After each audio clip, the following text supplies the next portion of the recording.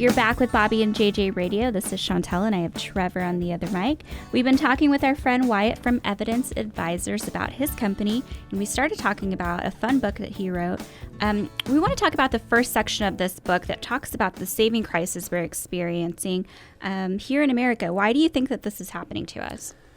Well, I think one of the reasons a savings crisis has happened is, and this is kind of related in the book, how we talk about the return of the pension, is when people had pensions, it was sort of automatic. Right. They had that and they didn't think about it, and these retirement benefits were going to be coming to them, through these companies. Mm-hmm. When we turn to 401k, the 401k side of it, it's not automatic. It's personal. You have to actually do it. You have to take action. Right. And so there's a savings crisis because just a lot of people are not saving. Now, there's probably a lot of other reasons why people aren't savings, and you could have a whole list of stuff, why people don't save. But just to draw your attention to this this research that we were just talking about here, that there's a place called the Employee Benefit Research Institute. Okay, mm-hmm. And they did this big study on how people felt about their savings. And what they showed in the study is that they asked people, how much they thought they would need to save in order to retire. And 74% of the people said that they would need more than $250,000 to actually retire on. They would need to save at least that amount of money. A lot more, don't you? Well, depending on how much you make. Mm-hmm. But yeah, so there's a range of stuff in there. 74% of the people said they would need more than $250,000, but mm-hmm. Some of the people said they would need more than $1 million. Right. So but out of those people, another part of the study was asking, well, how much do they have saved? Well, 67% of the people said they had less than $10,000 saved. That's crazy. That's this massive, massive problem. So are these people that are going to retire in the next couple of years, or is it just a survey of anybody working? Yeah, you can dive down into the survey and mm-hmm. see different income levels and different ages mm-hmm. and different things like that. So this is very general that we're talking about. But, sure. But yeah, if you looked at all the different numbers, you would see different ages that have more saved, or, people that have higher incomes have more saved. Right. But what we're talking about and what I'm talking about in the book is how to get smarter savers, how to mm-hmm. get more people to save. And we're talking about businesses here in San Antonio.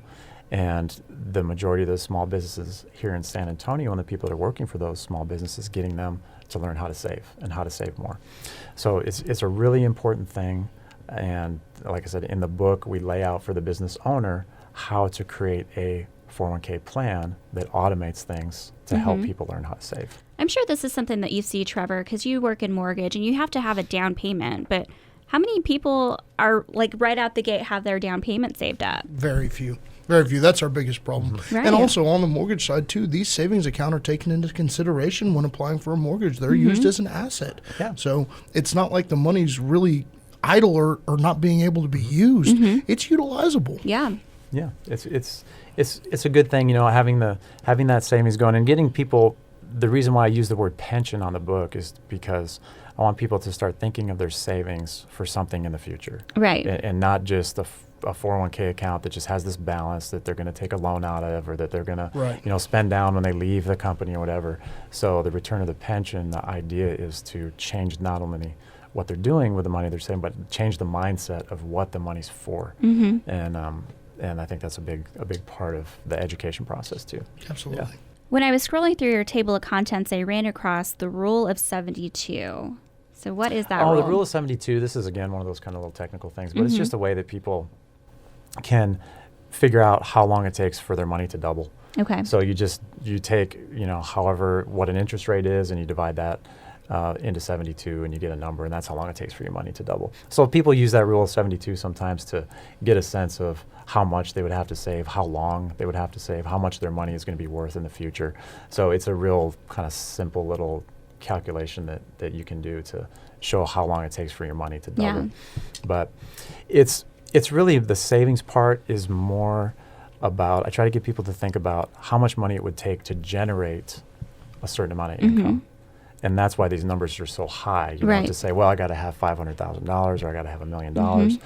because that money has to generate an income. It's not that you're just going to spend that money. You need to, and it's not that you're going to be pull money putting off that money away every month to get there. Like you have to be working for something. And you recommend a 401k is the best place to start kind of saving this money. Yeah, I like the 401k as a good savings vehicle because it's automatic. It comes right out of your paycheck, right? A lot of times it has matching money from employers. And it's a relatively low-cost place to invest. There's not usually commissions or anything like that in there. And if you have a good design, you can get some really nice low-cost investments in there. And of course, the matching money if a company does do that. So a great place to save, great way to get some good stuff. So just a quick takeaway, what are some other tips you have for helping people save?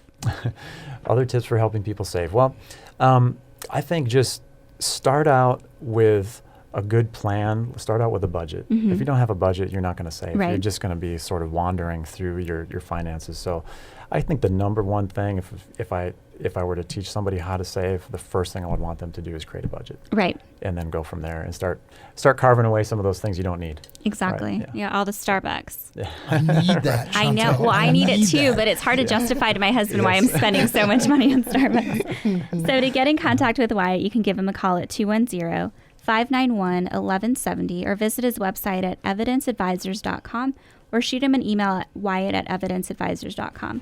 We have to take a quick break and hear from our show partners in this week's edition of Ask Mr. Credit with Adam Hetrick.